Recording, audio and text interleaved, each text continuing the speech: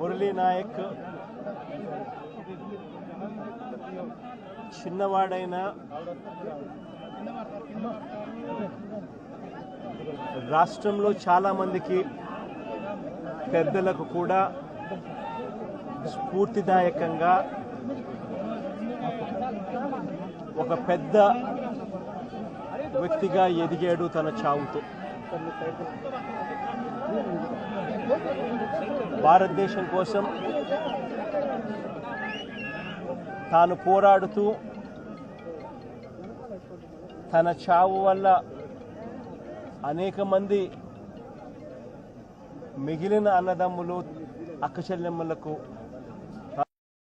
రక్షణిస్తూ తాను ప్రాణాలు కోల్పోయాడు. అలాంటి మురళిని తేడమైతే వెనక్కి తాలేము,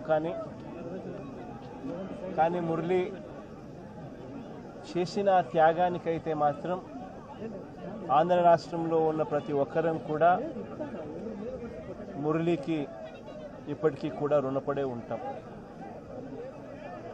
రాష్ట్ర ప్రభుత్వం మొట్టమొదటిసారిగా ఏ జవాన్ చనిపోయినా కూడా ఆ జవాన్లకు ఇటువంటి ఘటనలో ఏదైనా కానీ ప్రాణాలు కోల్పోతే, దేశం కోసం పోరాటం చేస్తూ ప్రాణాలు కోల్పోతే 50 లక్షల రూపాయలు ఇచ్చే సాంప్రదాయం మొదలుపెట్టింది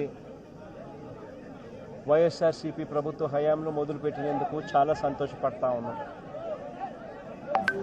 ఆ సాంప్రదాయాన్ని కొనసాగిస్తూ ఇప్పటి ప్రభుత్వం కూడా 50 లక్షల రూపాయలు మురళి కుటుంబానికి ఇవ్వడానికి ముందుకొచ్చినందుకు ఈ ప్రభుత్వానికి కూడా కృతజ్ఞతలే. పార్టీ తరపు నుంచి అన్ని రకాలుగా మురళికి అండగా తోడుగా ఉంటాం. పార్టీ తరపు నుంచి ఒక 25 లక్షల రూపాయలు వైఎస్ఆర్ కాంగ్రెస్ పార్టీ తరపు నుంచి అండగా ఉంటూ ఆ కుటుంబానికి తోడుగా ఉండే కార్యక్రమం చేస్తాం. మనిషిని తాలేకపోయినా కూడా తాను చేసిన త్యాగానికి అందరం కూడా అండగా తోడుగా ఉండే కార్యక్రమం అయితే ఖచ్చితంగా జరుగుతుంది. ఇలా కుటుంబానికి మంచి జరగాలని, చనిపోయిన మురళికి తన ఆత్మకు శాంతి కలగాలని దేవుని మనసారా కూడా కోరుకుంటాము.